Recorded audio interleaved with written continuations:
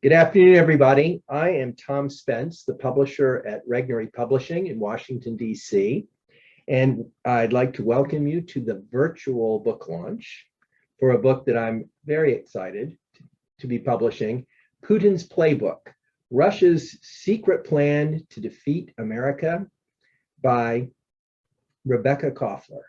And you'll be learning a lot about Rebekah in this talk, and she'll be taking your questions. Rebekah is not only an expert in intelligence and particularly with respect to Russia, but is a longtime personal friend of mine. She and her husband, Keith Koffler, who is here. Keith is the senior editor at Fox News Digital, have been friends for a long time. And really this book, at least it came to Regnery. I won't say it came into being this way. You were to write it anyway. But for years, I would hear these amazing, often amusing stories from Rebekah about what it's like to be a Russian living in America, native Russian, and how the Russian mindset is so different in many ways from the American. And with her family who came over here from Russia, there are a lot of funny stories, but that's not why we're here today. We're here to learn about another particular Russian mind, Vladimir Putin, and how the United States should understand him. This book is as important a book as any we've published, I think, at Regnery, at least in my years here. And so I'm delighted that we're going to get to introduce it to you today. It's not only important because of what we're going to learn about Putin and Russia, but what we learn about the American intelligence establishment as well. There's plenty of unsettling material that Rebekah is unveiling in this book, and we'll hear more about that in a minute. Rebekah Koffler is I think the embodiment of what we mean when we call somebody indomitable and a fighter. And thank goodness she's on our side. So, and I could not be prouder to be her publisher. So thank you, Rebekah. And her husband, Keith, will be helping out here, as he does all the time with Rebekah. That's what I do. and taking your questions later on. But for now, I will bow out and turn this over to Rebekah Koffler, to tell us about Putin's Playbook. Thank you. Thank you, Tom.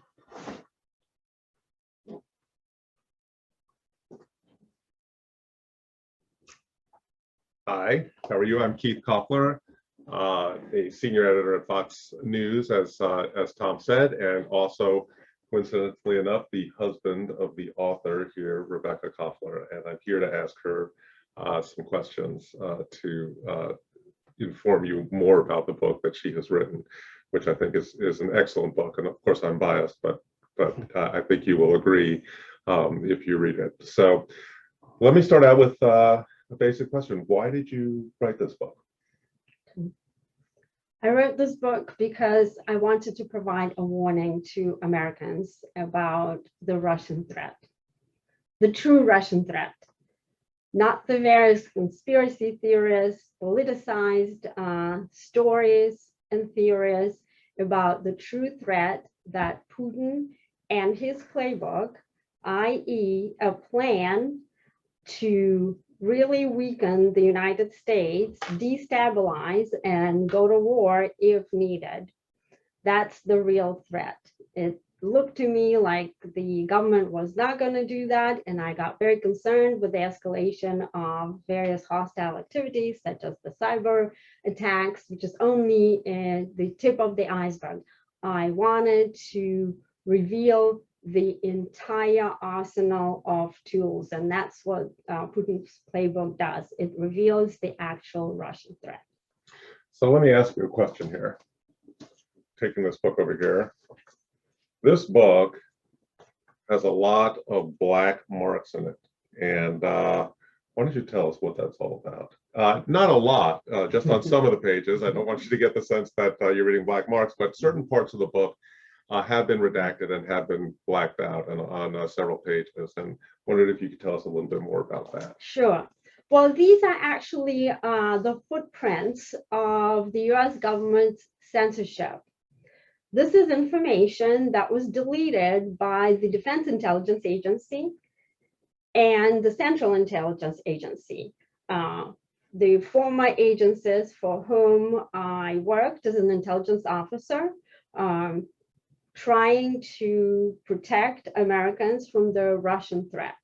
So these agencies decided that some information was not appropriate for Americans to know, and they wanted to delete this information. And so here we are. There are 31 pages that contain these blackouts, but I believe you will still get a sense of what I was trying to warn you about. So what kind of things are missing? What kind of things did they black out of a book? Why did they do this?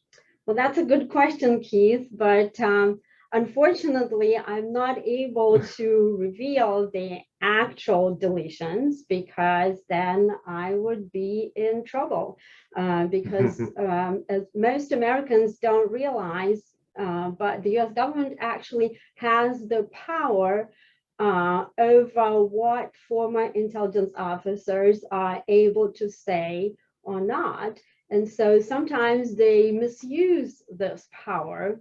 And so there are some things that actually are open source. The entire book is based on open source information.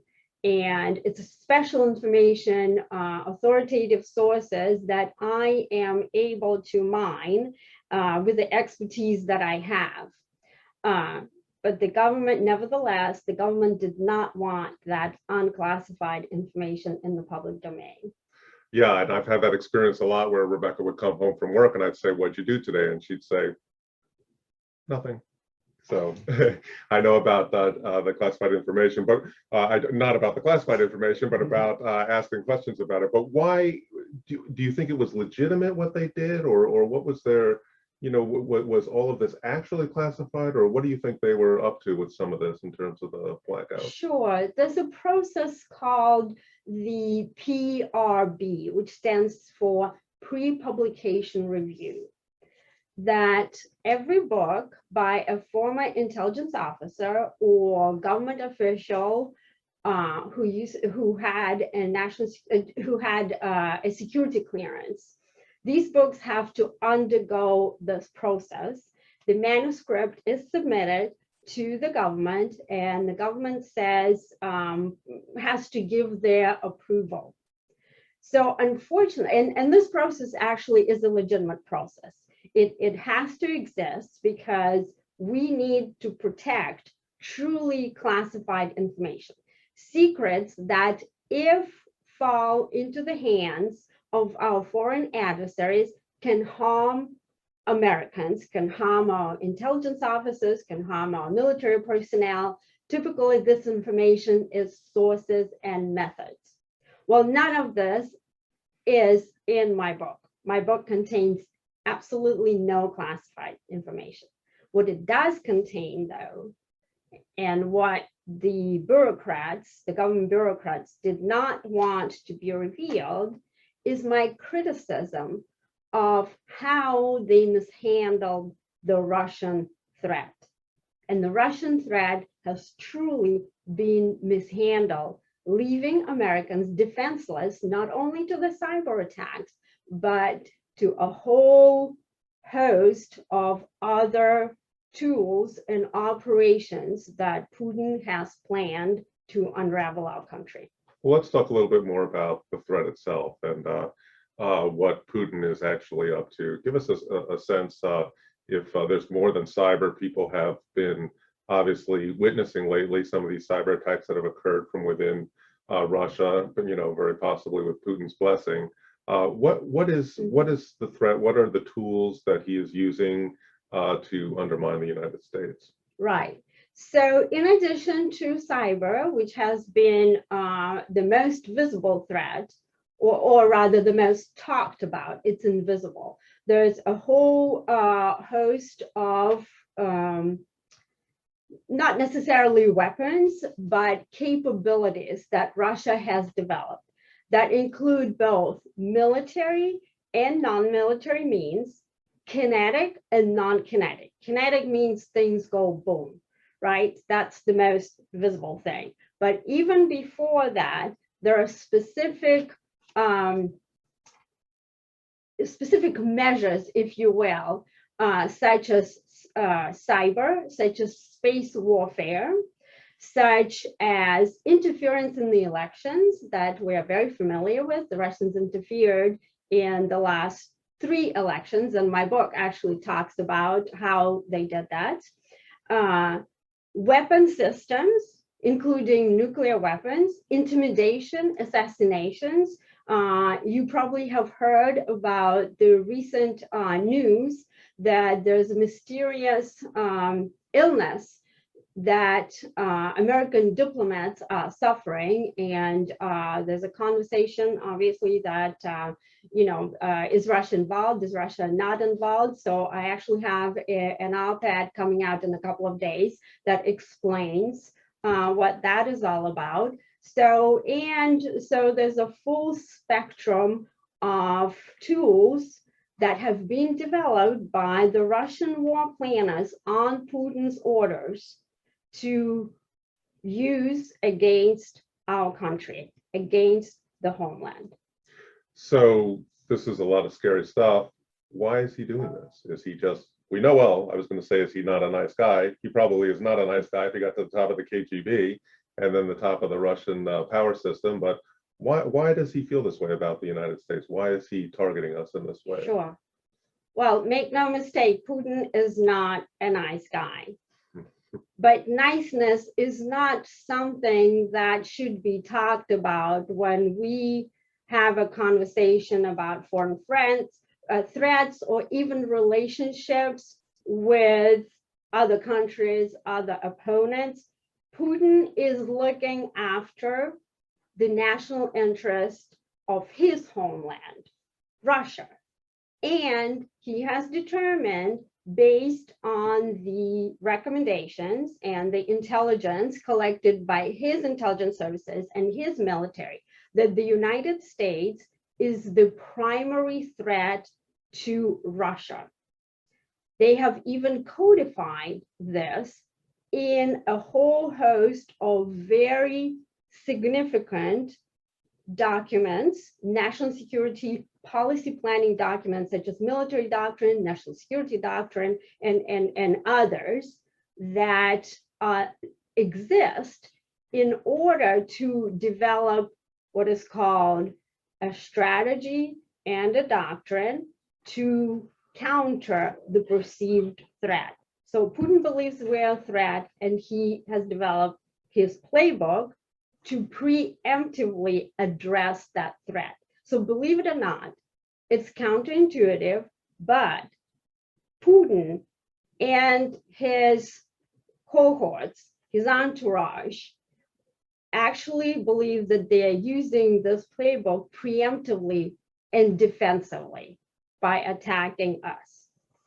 Well, so it seems every time a new president comes in, there's an attempt to become friends with Putin specifically and Russia in general. So, George W. Bush saw into Putin's soul. I think he said something like that, and he may have misperceived what he saw. And Hillary Clinton was walking around with a reset button, and Biden seems to be saying the same sorts of things, that he can, wants to talk to him and work things out. Can we be friends with Russia? Can we, is there such thing as a reset button when it comes to Russia? Absolutely not. We can never be friends with Russia. And that is a real problem with US policy, that it has been based on wishful thinking rather than a realistic assessment of Russia and who Putin is and what Russia perceives about the United States. And that actually is a nonpartisan issue. Both Democrats, Republicans, for 30 years have pursued this absolutely unrealistic policy instead of actually looking at the type of threat that Russia presents and assessing it. And the reason they are not actually able to address it realistically is because there's serious deficiencies in our national security apparatus when it comes to understanding Putin's mindset and understanding Russia's doctrine and strategy. And that's exactly why I wrote this book. This is what the book will tell you, is what Putin is up to and why we haven't been able to address not only the cyber strikes, but other more serious offensive operations. And I was thinking it goes even all the way back to détente and the Nixon administration, Ford administration. So it's just a similar mindset that we can never seem to let go of. Is a kinetic, as you put it, military war with Russia actually possible? Could that happen? It actually is possible. And the Russians believe not only it's possible, that it's inevitable. And they have developed a war plan, and they have mobilized their entire military infrastructure and their economy to fight that war.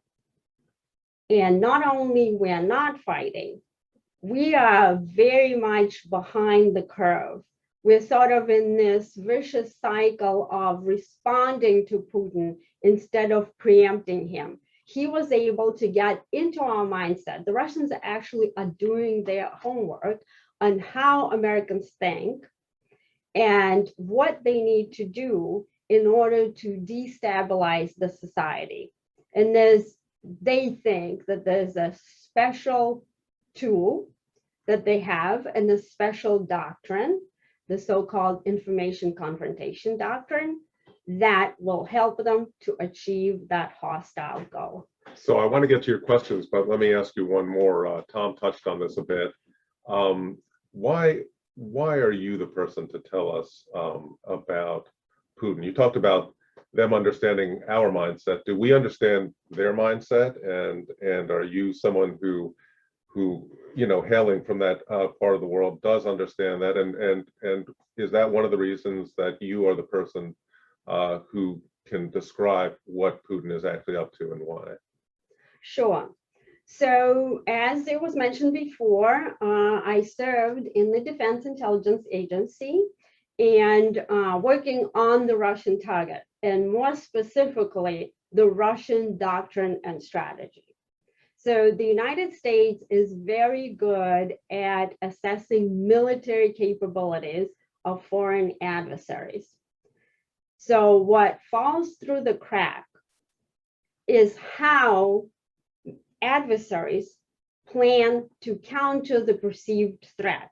So as we know, when we went in Afghanistan, we went in Iraq, we brought in super expensive weaponry. And what did the adversary do? The adversary developed IEDs, a cheap way, but an effective way to maim Americans and effectively win the war in the information domain. Even though we won the war militarily, they won the hearts and minds, and that's why we're pulling out of that. So the same thing with Russia. So there are very few people in the community right now who have that understanding. And to have the understanding of how the Russians think, it's not enough to just read a book. You actually have to think, as we say, in the adversary's conceptual framework. When you conduct a war game, when you read an intelligence report, you need to be able to think like a Russian, not like an American.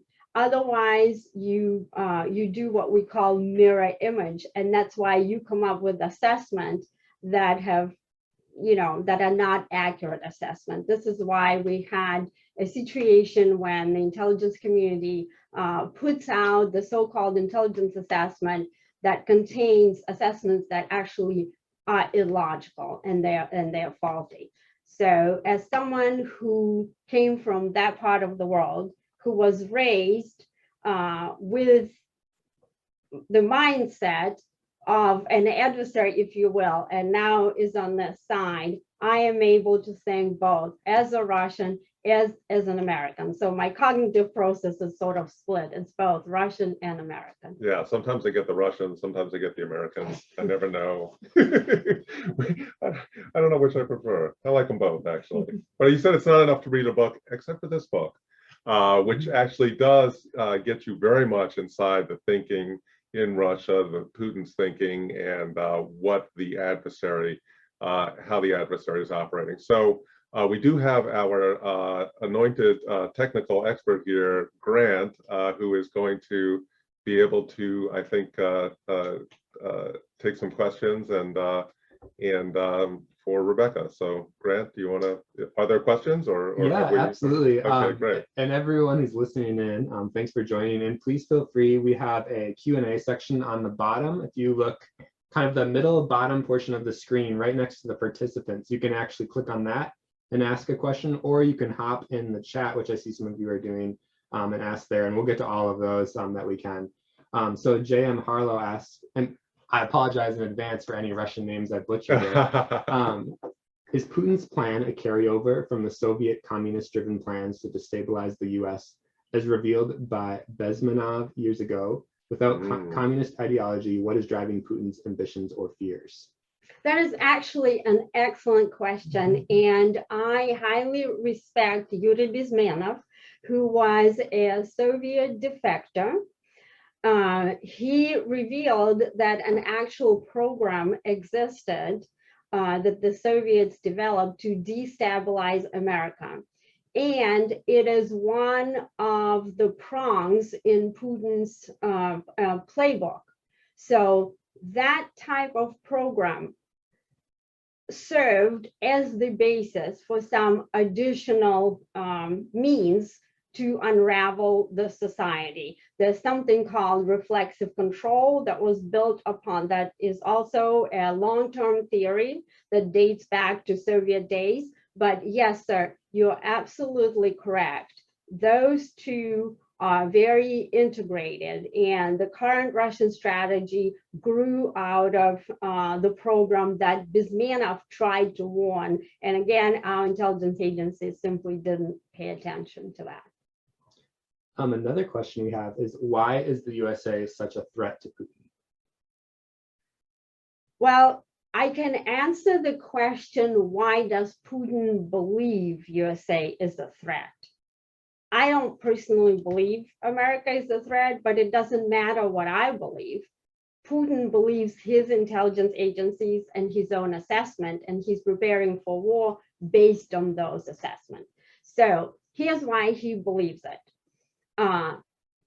Russia has believed actually for a long time that the United States had a hand in the destruction of this former Soviet Union. It's not the socialist or government structure that they believe resulted in the collapse of the country, but it's actually the United States policies that led Russia to develop military capabilities to take on or to defend themselves from the United States, and then they couldn't keep up with the spending. So it led, and that's just one of the concepts. Another concept that CIA actually ran some operations to destabilize the Soviet Union. So it dates back to Soviet times. But more recently, Putin has determined, and the Kremlin has determined, that the US policy of so-called democratization of countries like Ukraine, Belarus, Georgia, basically the countries that are located along the Russian perimeter, on which Moscow depends as a so-called strategic buffer for its security.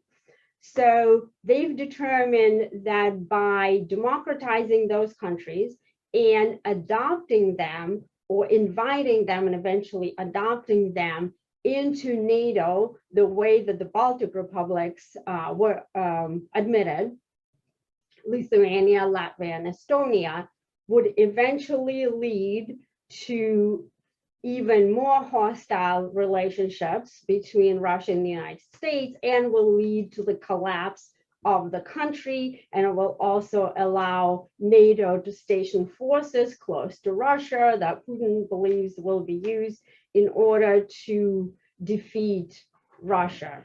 So that's basically the thinking that leads to all that. And everything that we do when we send, whether we send blankets to Ukraine or whether we send lethal weaponry, goes through that prism, through that mindset, is that US is out there to deprive Russia of its security perimeter and to foment a regime collapse. Getting a lot of super awesome questions in here. Here's one that kind of loops into two. What would be your advice to President Biden on dealing with Russia and Vladimir Putin? And then off of that, is Biden fit enough to handle Putin? Biden called Putin the killer, which wasn't a very good statement. So that is a tough one. Unfortunately, we have to play catch up at this point with the Russians, because for a long time, we have really not been following the threat. We sort of fell asleep at the wheel and have been pursuing also a wishful thinking policy, as I said before, with the resets and everything, with the buttons. And the truth is, even if you translate that button correctly, which wasn't, the policy of reset simply is not going to work. It hasn't worked for any administration. Every US president has pursued such policy and it has failed. So my advice would be strength and tough action. And actually, I can't sit here and, in front of everybody spell out specifically what I would recommend to President Biden, because that's just not smart. But we do have capability. America has tremendous capability. We have the best warfighting force in military history. We have cyber weapons that are superior to any adversary. And our adversaries actually do know, because they have been the target, and the adversaries whom I mean know about those capabilities, right? The truth is, unfortunately, the Russians have assessed President Biden as weak and possibly even cognitively impaired and unable to fight back and unable to handle Russia strongly. It doesn't matter whether President Biden actually is cognitively impaired or not. It matters how Putin perceives it, because he bases his strategy, his attacks on that assessment.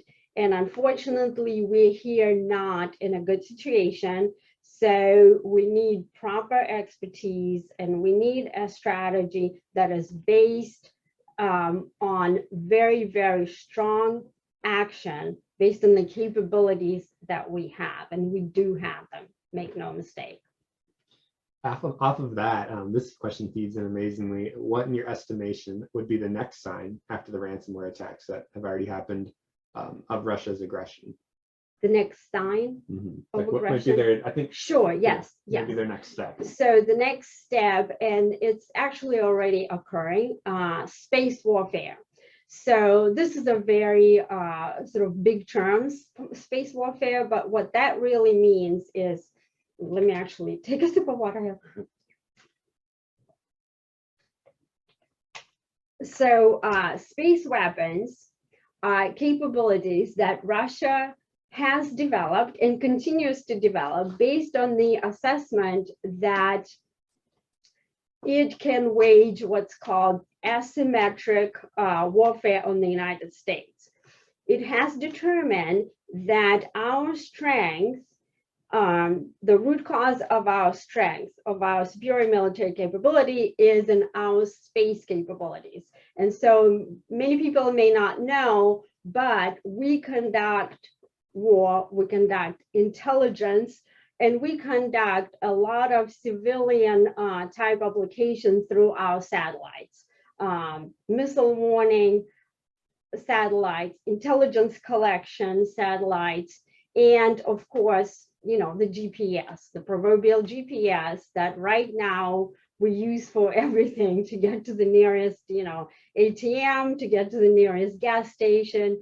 We used Get to the it. book publisher. And to the book publishing, who used Waze. I like Waze. He likes what, Google Maps. Yeah. So anyways, so the Russians developed both kinetic and non-kinetic capability to degrade or disrupt those satellites. Okay, not only in wartime, but in peacetime. And in addition to that, there's also directed energy weapons that have been used, as we know, against US military personnel. So, and there are a lot of, there's a lot to it. So they're basically, so the next sign will be space and counter space offensive operations, not necessarily disruptive, but just like in cyber, just to destabilize. And the Russians actually have the capability to calibrate how they conduct their warfare. And they like to do it below the threshold of US military response, because they don't want to fight the actual war. They want to win the war without fighting. And if necessary, they will up the ante and use the actual kinetic capability. I don't want to assume, but that may answer this question here. Russia has only one plagued aircraft carrier. Does this mean the Russian Navy is behind the US, or that their Navy realizes the next war will not be like World War II? Do you have any additional thoughts on that? Sure. No, the Russians actually do realize that the next war is absolutely not going to be like World War II. And this is why they have developed a strategy that is called strategy of indirect action. And another word for it is asymmetric. In reality, it's both asymmetric and symmetric. It is asymmetric because Russia is looking to exploit the vulnerabilities that it perceives that stem from United States over-reliance on technology. So it has this, as I alluded to, space weapons, cyber weapons to use in that type of warfare. The reason the strategy is also symmetric is because Russia has been modernizing its military since 2008, since the Russia-Georgia war. And Putin has prioritized aerospace defense troops, nuclear weapons, and Navy, of course. And this is why occasionally we have information that Russia runs their, submarines off of US coast.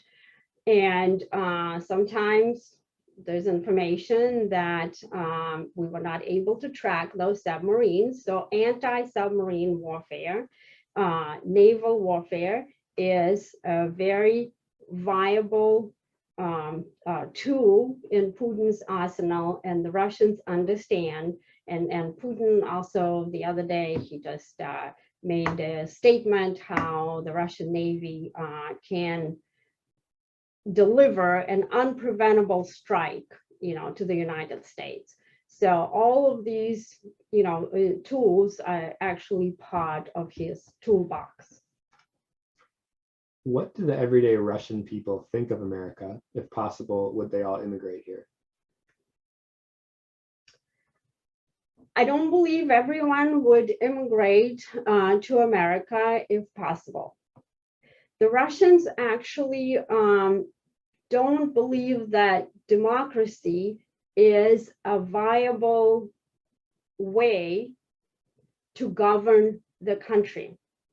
The reason for that, they believe democracy is chaotic and it is disruptive because there is plurality of opinion, because there's too many, because the state effectively cannot control its people. And so stability is Russia's primary objective. So believe it or not, they don't support democracy, but that's because they don't understand really what democracy means. The reason that is because when the Soviet Union collapsed in 1991, there was a major financial collapse and overall regime collapse, and people really suffered. They were able to say things, but they didn't have enough to eat. Crime was rampant. I actually, when I visited my family, I was stunned that they had, you know, one light bulb that they were carrying from room to room, or, you know, from our apartment to the dacha. And they sold everything out of our apartment. The crystal that my mom collected for years. We had a tremendous library, wonderful books, and Russian literature is, you know, is a world treasure. So, and that had to be all sold. And so, and that is the perception that the Russians have about democracy. And so now they also hear what happens in Ukraine, that Putin has completely hijacked the narrative about. And so the answer to your question is no, they don't like the United States right now. They don't like Americans, partly because they misunderstand, partly because of all the disinformation. Ironically, in my time, we loved America, we loved Americans, you know, we loved Ronald Reagan. You know, I personally listened to Voice of America, even though it was not allowed, you know, with my shortwave radio. And there was more love towards America during Soviet times, ironically, than now. And part of it is because of really, you know, really foolhardy policies that US, you know, politicians and bureaucrats have pursued towards Russia. And partially it's because of Putin's disinformation that he wages not only on foreign countries, but also against his own population to keep himself in power. So does Putin and his administration fear people like you, Rebekah, or does he not pay attention because he's not worried about Obama, Biden, Harris, because they won't act on information you provide? So that actually is an excellent question. I don't know if I'm happy or unhappy to report, but I Googled my name in Russian with my Russian, you know, keyboard, and I'm all over the Russian press, you know, maligned, of course, and this sort of thing. So that concerns me a bit, but not really. I mean, I was prepared for that. I don't know really. I mean, Putin clearly is concerned about defectors, right? We know what happened with the Skripals, you know, Yulia and Sergei Skripal, the former GRU officer.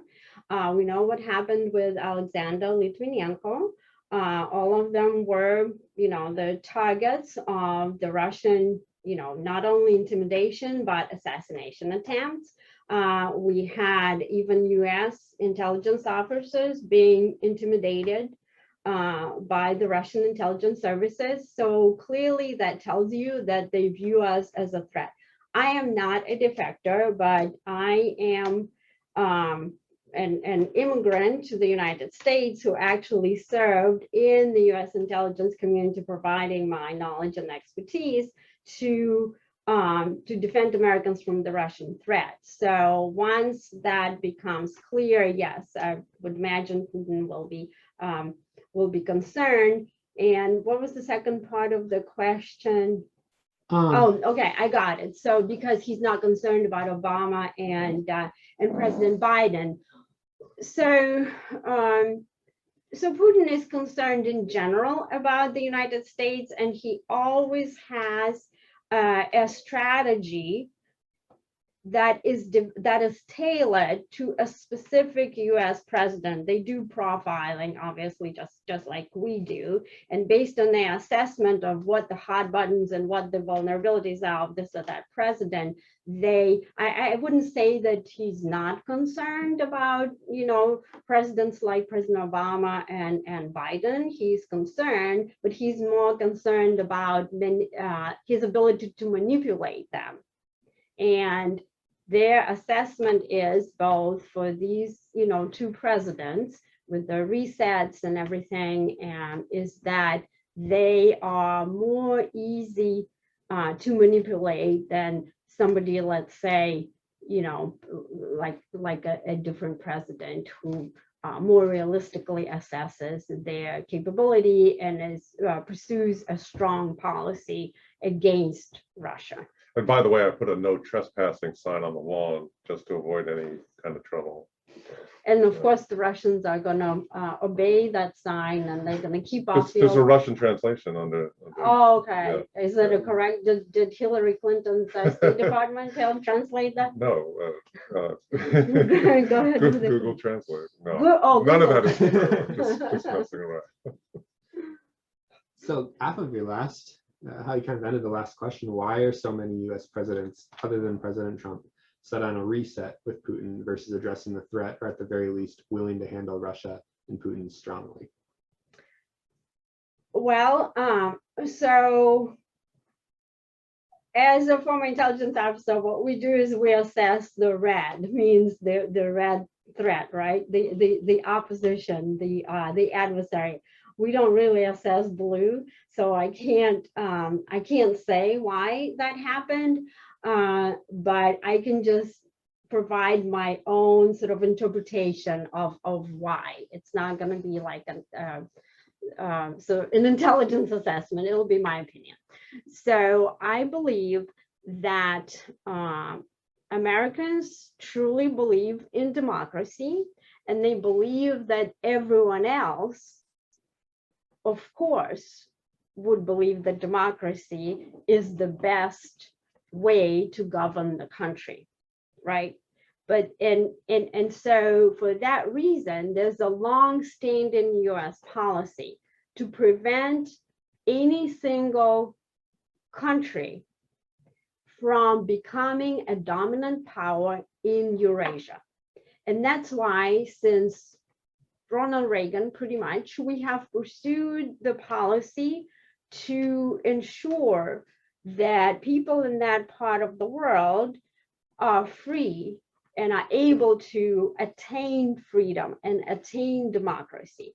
And that frightens dictatorships like, the Russian dictatorship and the Chinese dictatorship. So I think some people just genuinely believe, both, Republicans and Democrats, President Bush, so did not see Putin as a threat. So because they genuinely just don't understand. They don't understand the Russian mindset, the Russian history. There's nothing in Russian history that would point to the fact that democracy would be a viable way of governing the country. So it's just pure absence of knowledge and absence of understanding. We hold these truths to be self-evident, but they don't in Russia, and we don't always understand that. Right. Yes, we don't understand that they don't believe they're self-evident. Right. So there's a few questions relating to this. Can you briefly summarize Russia's alliances with China and India, and where or how the U.S. and its allies partners fit in that paradigm? Like i.e. the Quad, or USA, Japan, India, Australia. And then kind of feeding off of that, is it possible that China may join Russia in taking our country down? Mhm. Speak to Sure. So here's another sort of misconception that exists is that Russia and China are strategic partners. That is not true. And the intelligence assessment that came out relatively recently that basically assesses this to be true, that these are partners, and Russia views China as a threat. Threat number 2 after the United States. It develops capability also to counter the Chinese threat. I'm not going to go into like the explanation why they believe, some of it is, self-evident, long unprotected border. China is a, very strong economic power, et cetera, et cetera. So the reason why Russia and China position this narrative that they're strategic partners is really because they understand how the United States would react and that they would fear that. So they're basically, again, they've done their homework. Will they wage war cooperatively against us? No, they don't.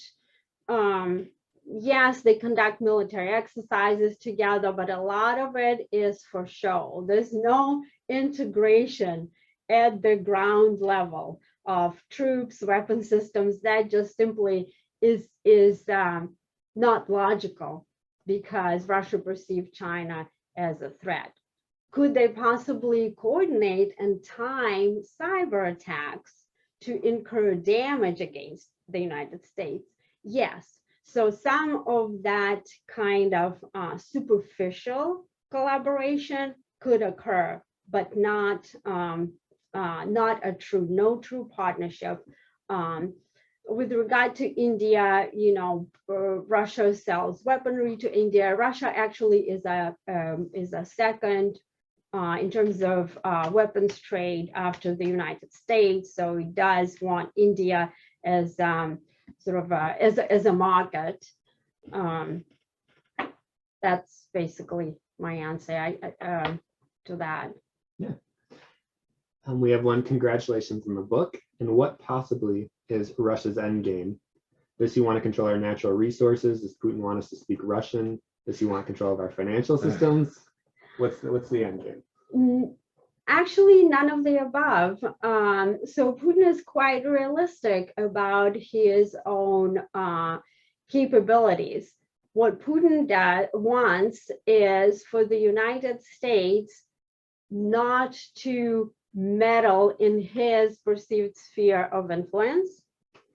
But here's where the scenario of unintentional escalation of conflict to war comes in, is because he sometimes misinterprets our posture.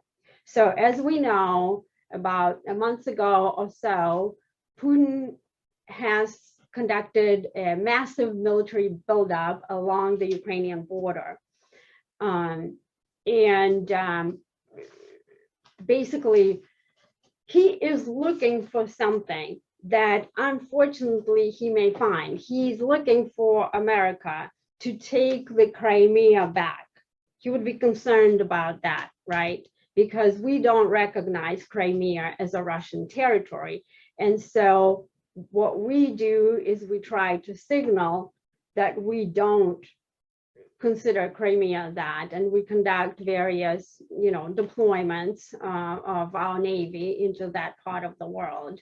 And so his goal, ideally, is to destabilize our country just enough so that we fight ourselves, to foment chaos, to foment discord here, which is basically what's going on right now. The country is so politicized, polarized, we can't talk to each other.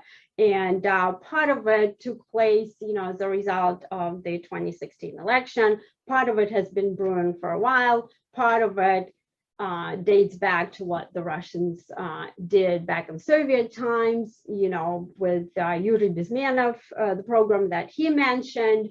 So the ultimate goal is to destabilize, but if that doesn't work and the United States continues to try to, from the Russian view, to peel off Ukraine and all of these other countries out of his orbit and take them into the Western camp, he would continue to escalate to the point of military operations, more likely in Europe.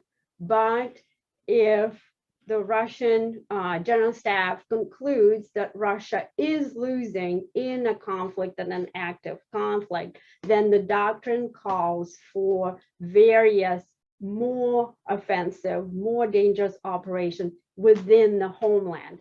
And this is why we see quite frequently, actually, Russia flying strategic bombers close to US airspace, breaching the air defense zone. This is why our various military officials, including the commander of NORSCOM and NORAD, that are responsible for defending America from Russian missile attacks and attacks from other countries. And so NORAD commander has declared that US homeland is not off limits for Russia's Russian strikes. So there is a preparation. It's not going to be a bolt out of the blue sky. They're not looking to do that. They're not looking to convert us to speak Russian or take over our financial system. It's more to prevent us from doing things. It's to prevent us from achieving victory. They've even redefined what victory looks like. It's destabilizing us, creating chaos, and that would prevent, in their view, us from meddling with them. So this next question I think is great, and we have a couple more after this, and then I think will get us right up to the hour. The US promised to not move NATO to the Russian border, but they did. So isn't Putin then behaving rationally, seeing this as a threat? So again, I can, in his mind, in Putin's mind, and in the minds of the Russian General Staff, and Putin's national security apparatus, it is a logical conclusion. Do I think it's a logical conclusion? I don't know. Like I can't assess that because I am not, I'm not here to sort of evaluate what NATO policy should be. I don't believe NATO looks to actively invade Russia. NATO doesn't look to conduct a regime change in Russia.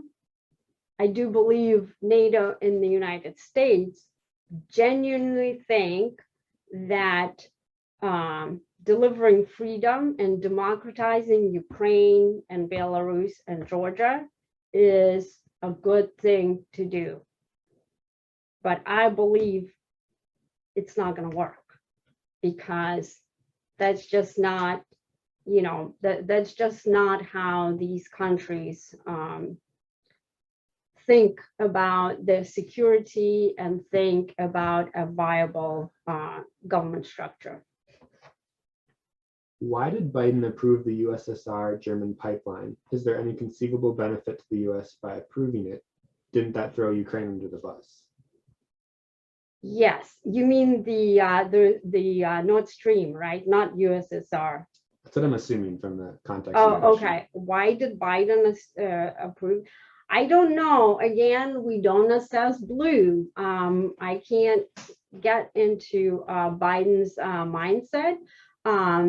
I can, again, give you sort of my personal opinion, not an analytic assessment. I think he probably wanted to score points with Putin. thinking that somehow that it's a give or take. It's a for a Western mindset, it's a very reasonable sort of expectation, give and take negotiations, but that's not how the Russians think. They'll take, you give them a finger, they'll take the whole hand. So was it a mistake? Oh, it's totally was a mistake. And the reason, the most important reason why it was a mistake, it's because it enables Russia economically and its defense establishment to continue modernizing its military, because oil and the energy sector is basically the source of Russia's economic, I don't want to call it a success. Obviously, Russia is not economically strong, but it's never been economically strong, but it's strong enough to develop weaponry to continue being the top dog in Eurasia and to continue be what the Pentagon now calls a near-peer competitor.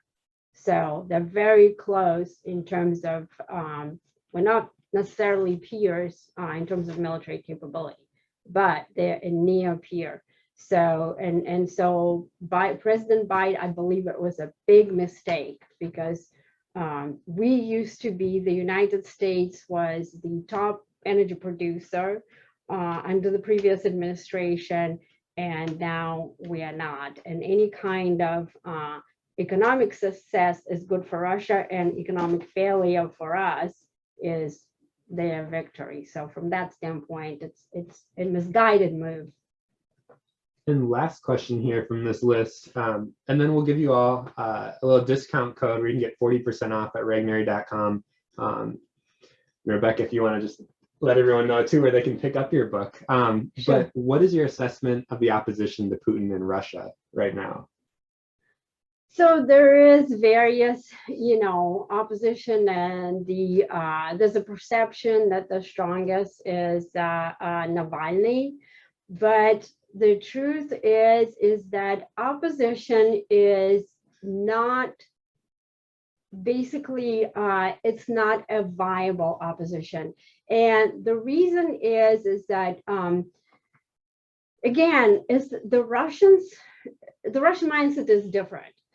Putin's approval ratings are still high. They're not as high as they used to be, like in the 80s, 90s, but they are still high. And the reason for that is that the Russians prefer stability to chaos. And they prefer that their country is what they call a great power. And Putin has delivered on those.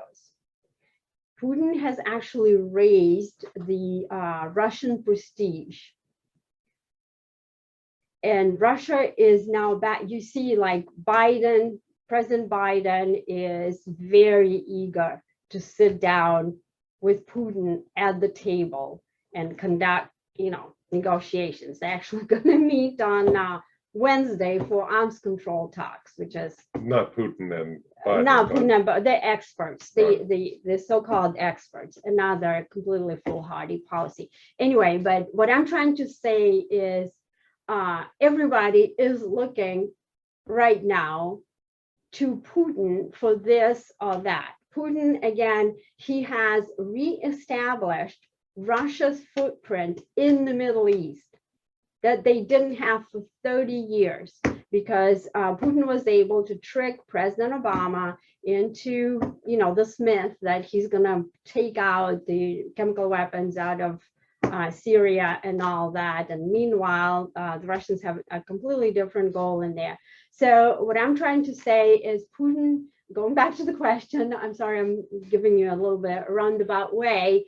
So the Russians believe that Putin provides stability, Putin provides the prestige that they so much, yearn for, because having lost that status as a result of the collapse of the Soviet Union, it was really done a lot of damage to the Russian psyche. They really used to be the superpower, and Putin provided the economic stability. So it's very hard for the opposition to gain traction, and I don't believe they can gain traction as widely as they need to really change the power structure, because Putin has his, it's not just him, it's the whole like Siloviki, the intelligence services. It's all basically government, business, intelligence services. They're all, it's like a Japanese system called Kiretsu. They also have that kind of integration. So that's the Russian version, except it's also corrupt. There's corruption. Go ahead. Sorry, it took me a long time. No, so perfect. the code, do I need to announce? We need to wrap up here, right? I'm putting it in the chat for you all now, and that will work So- on both the hardcover and the ebook edition, only on regnery.com. Sending that now. So just to announce, the code is Putin 40, PUTIN, number 4, number 0, and that's 40% off the book. And P is capitalized, right? The whole thing is capitalized. The whole thing is capitalized. Putin 40 is the code. Thank you very much. I am honored that you took some time out of your busy days to join us here. And it's Regnery. What's the Regnery website that you mentioned? I just Regnery? put that in the chat, but you can go to Regnery.com. www.regnery.com, and it should be right on the home page right now. And also, if you are interested in more information about me, about my articles, I'm writing a lot of op-eds. You can go on RebekahKoffler.com, and there will be more and more information coming about on Russia, on other national security threats, and I will continue fighting the fight.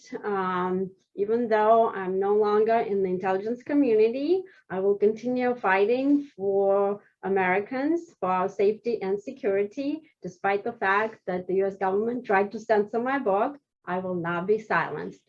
Thank you for your participation. Thank you very much.